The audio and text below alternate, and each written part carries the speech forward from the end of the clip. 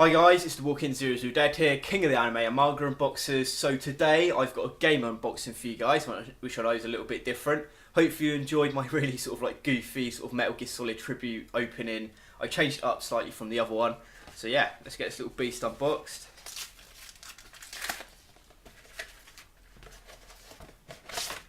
So, I've got Metal Gear Solid, the HD collection on the Xbox 360. I got this for an absolute, insane bargain for like £18.50, brand new. And this has got like 5 games on it. It's got Metal Gear Solid 2, Metal Gear Solid 3, it's got Metal Gear Solid Peace Walker, and I also believe that it's got Metal Gear and Metal Gear 2, which are like old school sort of like SNES games from like really back in the day. Gonna have a lot of fun, ton of nostalgia over playing these. Massive Metal Gear fan. As you can see, I've pretty much owned every single Metal Gear game. Well, I used to own all of them, but some of them I got rid of.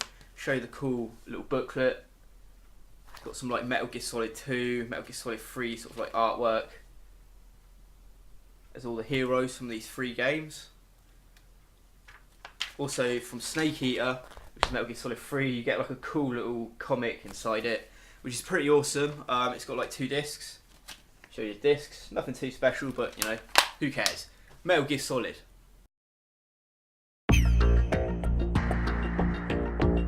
So Metal Gear Solid 2 is actually composed of 2 chapters. You've got the tanker chapter, which you play as Solid Snake, and then you've got the plant chapter where you play as Raiden, who in this game was introduced for the very first time.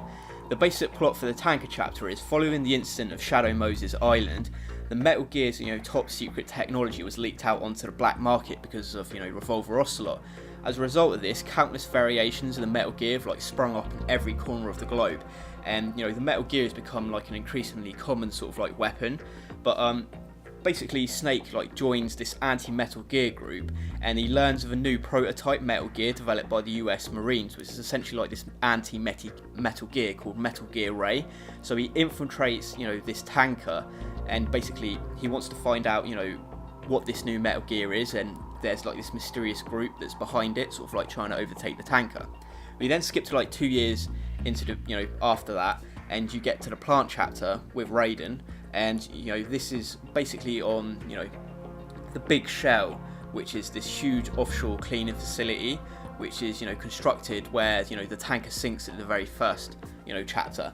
And basically this terrorist organisation called Sons of Liberty take over Big Shell, and apparently it's led by a man claiming to be the long lost Solid Snake. So the government sends in Raiden, a new recruit in the new Foxhound, to infiltrate Big Shell and rescue the US president, who's apparently been taken hostage. And this game's really awesome. It's one of those games that when you first play it, I know a lot of people really didn't like it because it was really confusing, and it changed up a lot of things. But I think this is a game that if you go back and play again once you've completed all the Metal Gear games, you'll really appreciate how absolutely brilliant this game actually is.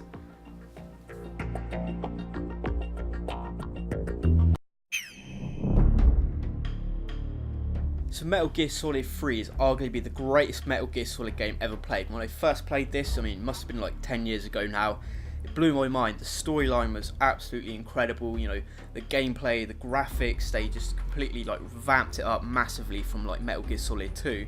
The basic plot for Metal Gear Solid 2 is it covers 2 missions also. You've got the Virtuous mission and Operation Snake Eater. Operation Snake Eater is absolutely incredible. It reminds me of an old school cheesy James Bond movie mixed in with like Rambo 2, which is one of the greatest things ever.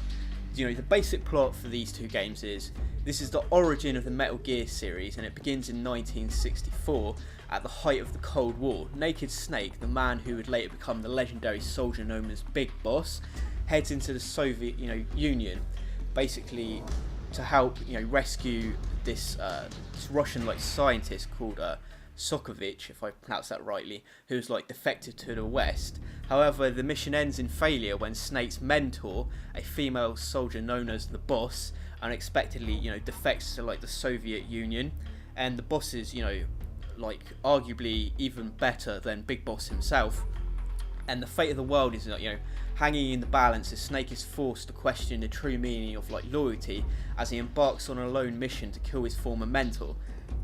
Honestly, this is the ending to this game, without giving any spoilers, is one of the best endings to a game ever.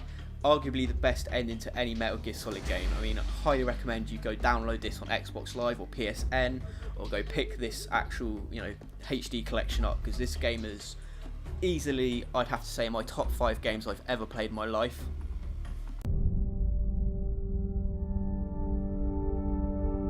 So, Metal Gear Solid Peace Walker is the only Metal Gear game I've pretty much never played, so I'm really looking forward to actually playing this game, seeing how, it fills in between Snake Eater and Ground Zeroes. Basic plot for Peace Walker is it's set in Costa Rica in 1974, 10 years after the Snake Eater game.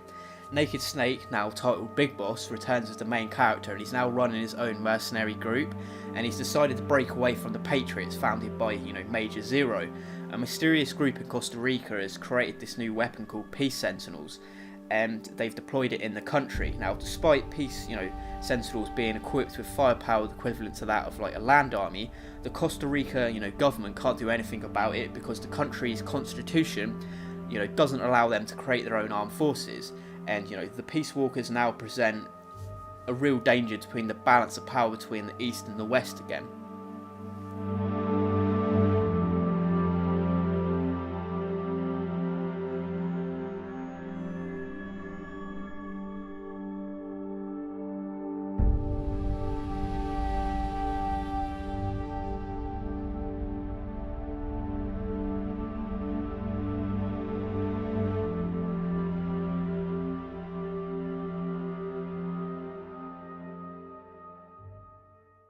So this game just comes with another awesome little feature. As you get the original Metal Gear game, like I said, I'm not actually going to play it, I'm just going to basically show you that, yes, look at this, you actually get Metal Gear.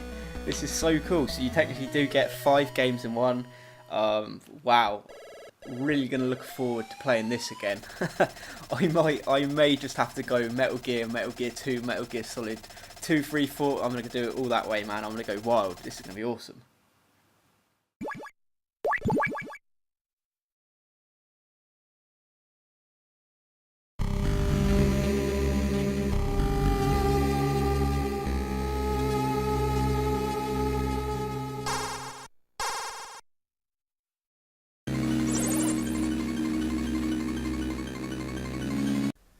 So guys, to wrap this up, obviously I've got the Elgato capture card now, so I'm doing a lot of gameplay sort of videos. Really want to start doing some Metal Gear Solid ones. So I want some, you guys to tell me what you want. I can either do something along the lines of my top 10 bosses and use the capture card to do that. I can do my top 10 Metal Gear quotes or my top 10 Metal Gear moments. Or if you want, I can either do let's plays of Metal Gear Solid 2, 3. Peace Walker, or I can do the other Metal Gears, or I can start from the original Metal Gear. Basically, just let me know, guys. What is your favourite Metal Gear Solid game? Who's your favourite Metal Gear character? And who is your favourite Metal Gear boss? Thanks for watching, guys. Please subscribe, give us the old thumbs up for Metal Gear, because Metal Gear is fucking awesome. May the sun never set on the British anime empire.